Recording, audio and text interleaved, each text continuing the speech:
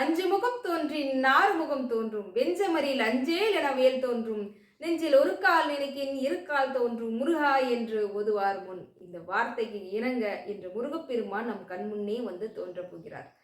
சைரா நற்பவி ஆறுமுகம் அல்லிடும் அனுதனும் ஏறுமுகம்.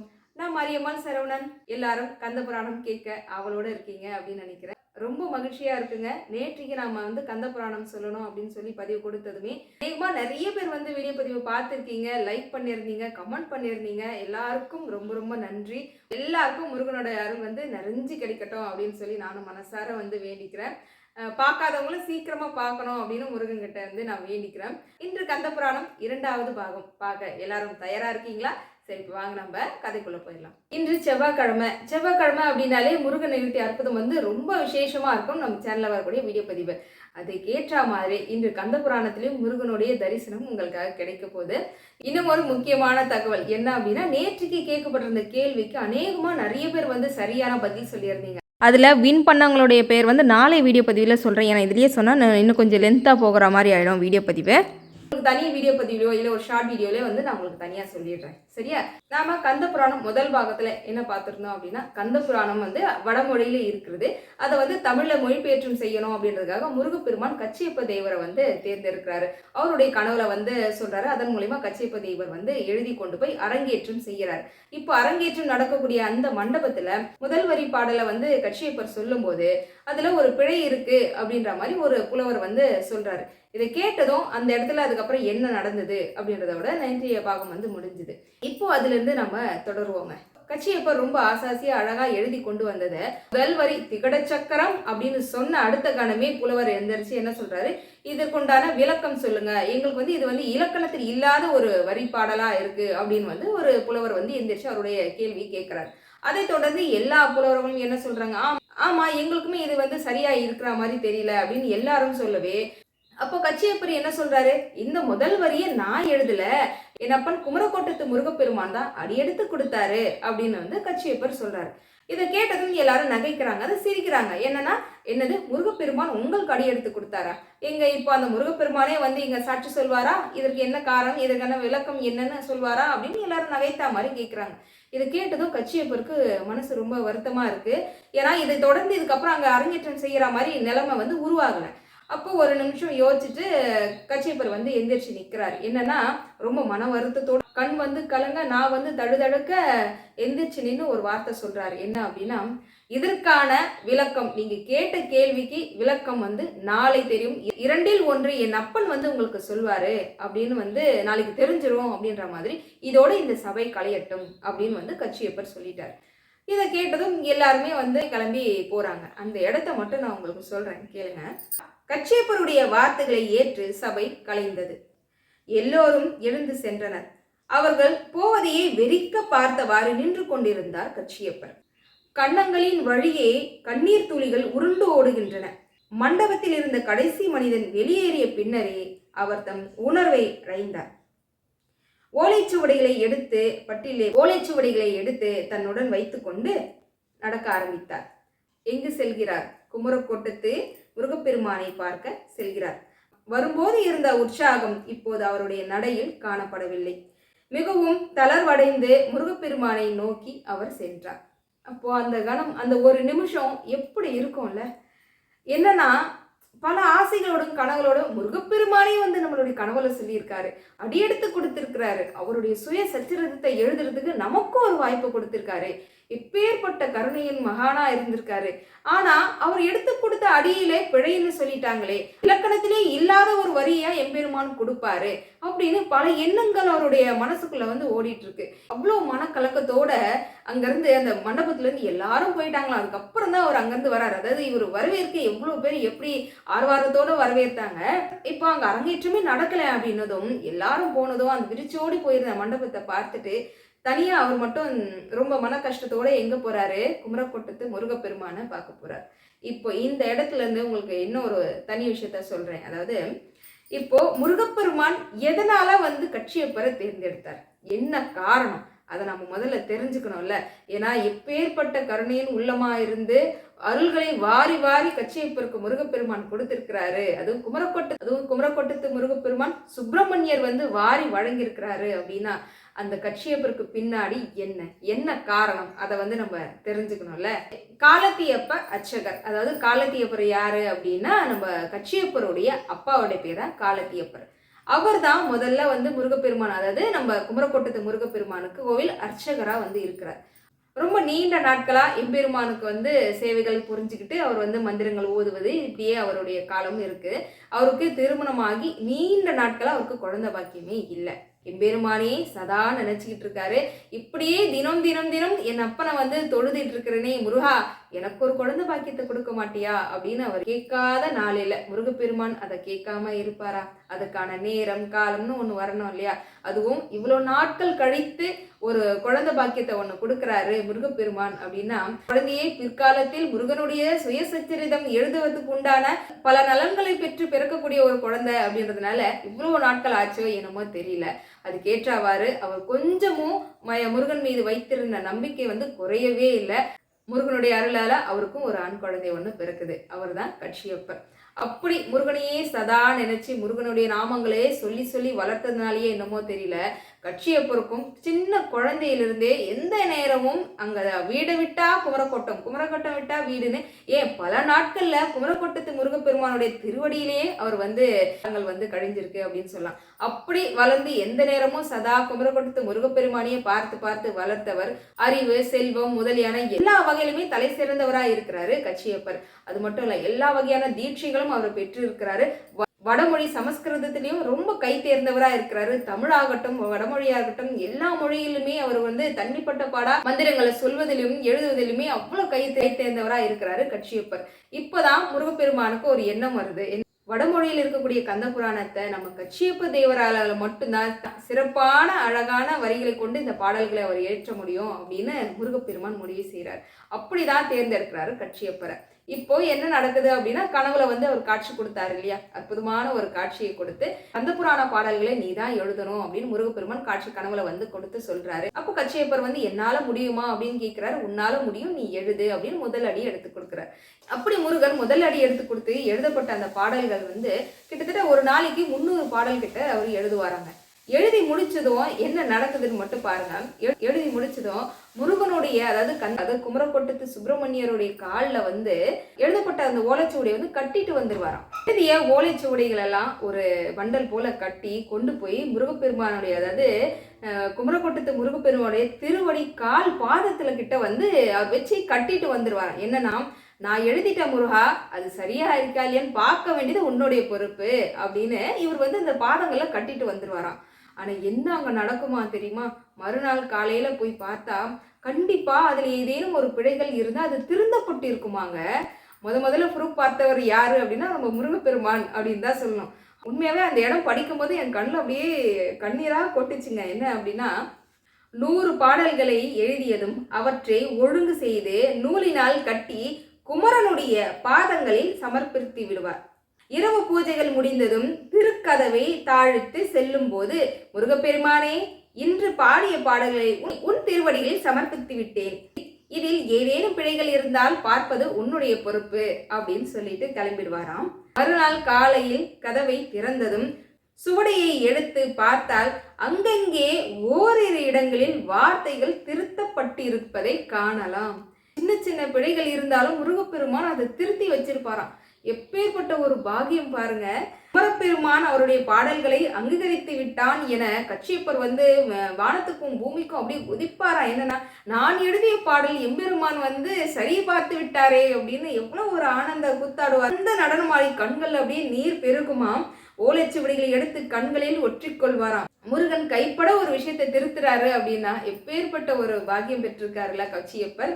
தலை மீது வைத்து கொண்டு ஆனந்த கூத்தாடுவார். எவருக்கும் கிட்டாத பாக்கியம் அல்லவா கிட்டியுள்ளது கச்சியப்பர். இந்த அளவுக்கு பார்த்து ஒவ்வொரு பாடல்களுமே எழுதி கொண்டு போய் முருகனுடைய பாதத்துல வச்சு அதை சரி பார்த்து, முருகனே சரி பார்த்து அழகா நம்ம திருத்தி கொண்டு போய் நம்ம வந்து அரங்கேற்றம் செய்யலான்னு போனா, இப்படி முதல் வரியிலேயே வந்து முடியாதுன்னு சொல்லிட்டாங்களேன்னு மன வருத்தத்தோடு தான் முருகப்பெருமானை பார்க்கறதுக்கு கச்சியப்பர் அங்க போறார். அங்க போனதும் கண்கள்ல தண்ணீர் கொட்டுது. என்னன்னா, சபையில நடந்ததெல்லாம் நினைச்சு அவர் கண் கலங்குறாரு. முருகப்பெருமானை பார்க்க முடியாம பார்த்துட்டு சொல்ல வார்த்தைகள் வரல.